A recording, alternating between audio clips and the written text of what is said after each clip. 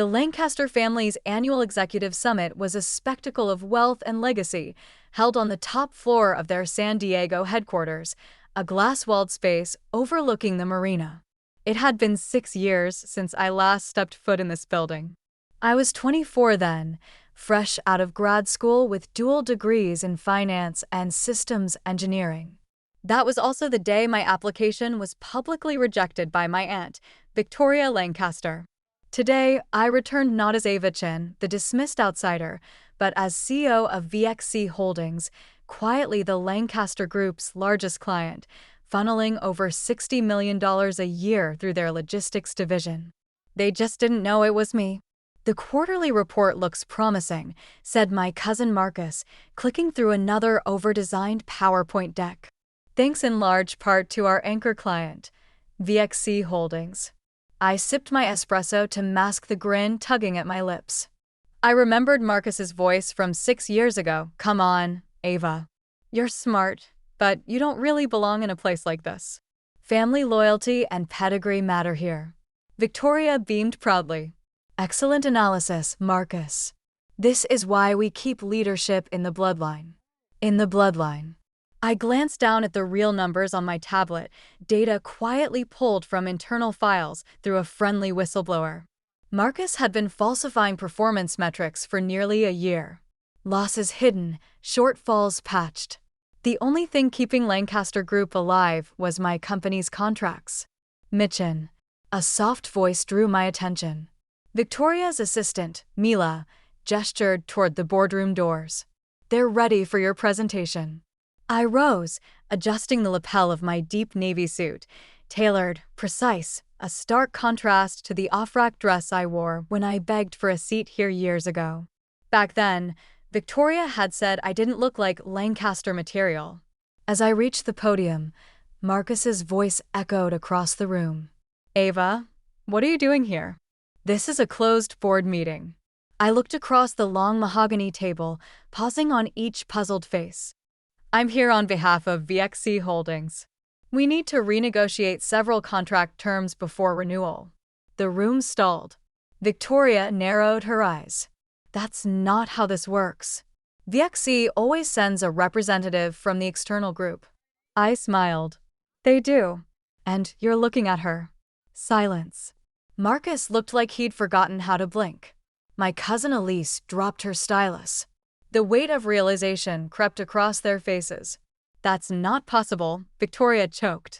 You run a small startup. We did a full background check." I tapped my screen, projecting my own slide deck. "This startup was a front. VXC Holdings, formerly Vega X Consulting, is mine. I've owned and run it for the past 6 years." Gasps broke the silence. And just like that, the girl they dismissed had become the woman their empire now depended on. The first slide lit up with cutting clarity.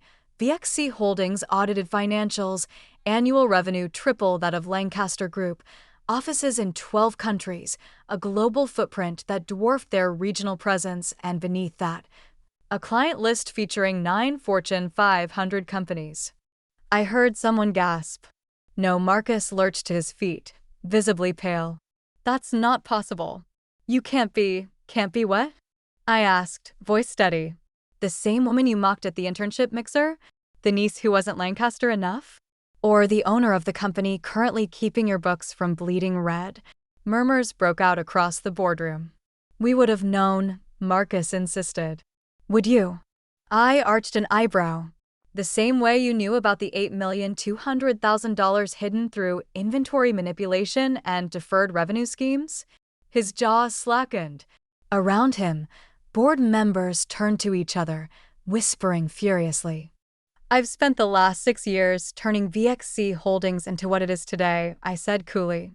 "While you all clinked glasses over keeping me out of your club, I was quietly becoming your lifeline." Victoria's knuckles whitened as she gripped the armrests. "Why come forward now?" I clicked to the next slide, an analysis of Lancaster Group's dependency on VXC. It wasn't subtle. 82% of their logistics revenue, 70% of new growth, over half their remaining client retention initiatives rode on infrastructure VXC controlled. Because it's time to renegotiate, I said. And based on what I've uncovered, I'm not sure there's much left to salvage. You can't just walk away, Marcus stammered. Those contracts are up for renewal in 5 business days, I cut in. And as CEO of VXC, I have serious concerns about Lancaster Group's stability. Your stability, cousin. The room exploded. Board members demanded explanations. Victoria shot Marcus a death glare. Elise muttered something about corporate liability. I remained still, calm, composed. Let the storm hit them first. I'll be calling an emergency audit meeting tomorrow at 9 a.m., I said, gathering my tablet and notes.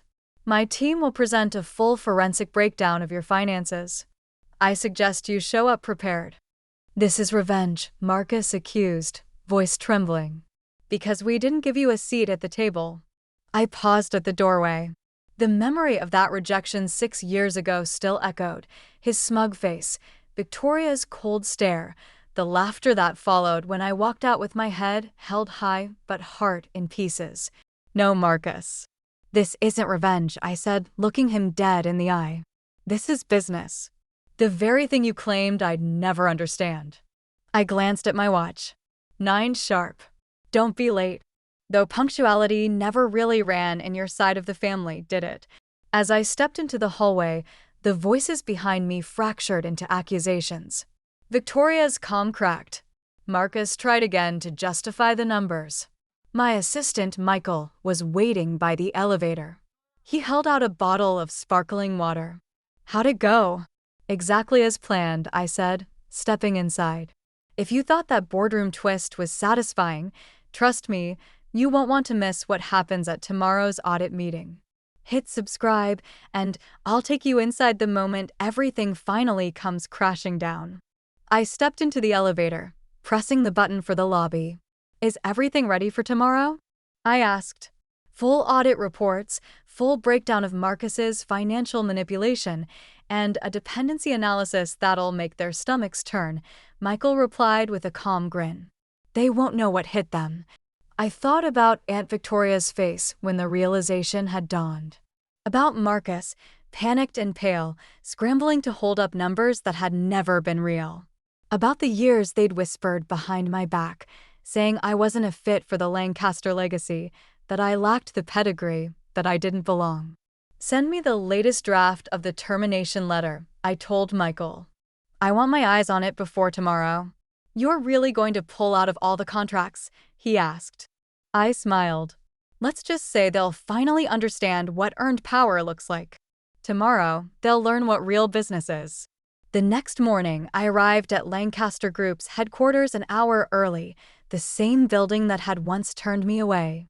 The lobby guard, same guy from 6 years ago, stood up so fast he nearly knocked over his coffee. Miss Chun, welcome. He hesitated. The board's already gathering upstairs. Early, I murmured. Funny what the smell of collapse does to people. As I stepped into the executive elevator, the polished chrome reflected back someone they never saw coming. The woman they'd pushed aside was about to hold the pen over their fate. The boardroom was packed when I entered. Silence blanketed the air. Victoria sat at the head, her presence hollowed. Marcus sat hunched beside the corporate lawyers, flanked by tension and denial. Independent board members were already whispering, brows furrowed over printed summaries. Behind me, my team of analysts filed in, all handpicked, all quietly embedded over the past 5 years, collecting data while the Lancaster heirs played legacy games. I stood at the podium. Good morning, I said smoothly. Shall we begin, Ava? Victoria said, her voice stripped of its edge. Before we get into this, maybe we could speak privately, she added. I tilted my head slightly. I think we've had enough private family conversations, don't you? I nodded toward my team. Distribute the reports, please. Papers rustled like storm winds. Then the sharp sounds of gasps. One board member swore under her breath. This can't be right, muttered a director, flipping pages. These losses? These numbers? Oh, they're accurate, I confirmed, pulling up my presentation. Let's start with the creative accounting, shall we? I looked at Marcus. Would you like to explain how over $8 million in losses were tucked under miscellaneous operational expenses? His lawyer began to object, but I raised a hand. Or should we fast forward to the inflated client metrics, the phantom assets, or the part where, without VXC Holdings contracts, Lancaster Group is technically insolvent? You're trying to destroy us, Marcus said, voice cracking. I stared at him, unwavering. No, Marcus, you did that on your own. Your own family? Marcus choked out. I raised an eyebrow. Family? You mean when you told half the industry I wasn't cut out for corporate leadership? Or when Aunt Victoria laughed and said I'd never understand real business? That was 6 years ago, Victoria said, a little too quickly. Yes, it was.